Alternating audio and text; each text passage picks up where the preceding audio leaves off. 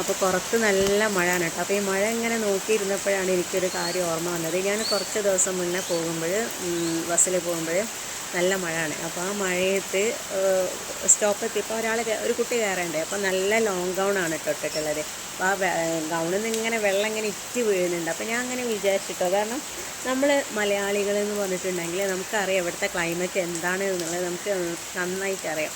കാരണം മഴയും വെയിലും മഞ്ഞെല്ലാം മാറി മാറി വരുന്ന ക്ലൈമറ്റാണ്. അതിലധികവും നമുക്ക് മഴ കിട്ടാറുണ്ട്. അപ്പോൾ ഞാൻ വിചാരിക്കുന്നത് ഇവർ ഇത്രയും കാലമായിട്ട് ഈ ഒരു സിറ്റുവേഷൻ അനുസരിച്ച് ഡ്രസ്സ് ഇടാൻ പഠിച്ചിട്ടില്ല എന്നുള്ളതാണ്. കാരണം ഈ മഴയത്തൊക്കെ ഇങ്ങനത്തെ ലോങ് ഗൗണൊക്കെ ഇട്ട് വന്നിട്ടുണ്ടെങ്കിൽ അത് ചിലപ്പം എന്തോ എനിക്കറിയില്ല, സ്റ്റുഡൻ്റ് ആണോ ഇനി പിന്നെ വർക്ക് ചെയ്യുന്ന ആളാണോ എന്നൊന്നും എനിക്കറിയില്ല. അപ്പോൾ എന്തായാലും ആ ഒരു സീറ്റിൽ പോയി ഇരിക്കുമ്പോൾ അവരുടെ ഒരു അവസ്ഥ ഞാൻ ആലോചിച്ച് നോക്കാം കേട്ടോ. കാരണം അത്രയും ഡിസ്കംഫർട്ടബിൾ ആയിട്ടായിരിക്കും ഉണ്ടാവില്ല. കാരണം നനഞ്ഞ് ഇങ്ങനെ ഇരിക്കുന്നതല്ലേ.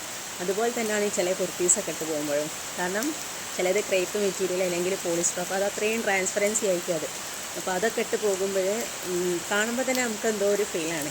കാരണം നമ്മളെപ്പോഴും നമ്മുടെ കംഫർട്ടബിളാണ് നോക്കേണ്ടത്, അല്ലാതെ നമ്മളെ ആളുകൾ എന്ത് വിചാരിക്കും അങ്ങനെ നമ്മൾ ചിന്തിക്കരുത്. അല്ലെങ്കിൽ നമുക്ക് കംഫർട്ടബിൾ ആയിട്ടുള്ളത് വേറെ ചെയ്യാന്നുണ്ടെങ്കിൽ അതിൽ നിന്ന് കിട്ടുന്ന ഒരു സാറ്റിസ്ഫാക്ഷൻ ഉണ്ട്, ഒരു കോൺഫിഡൻസ് ഉണ്ട്. അത് ഭയങ്കര ഒരു ഹൈ ലെവലാണ് കേട്ടോ.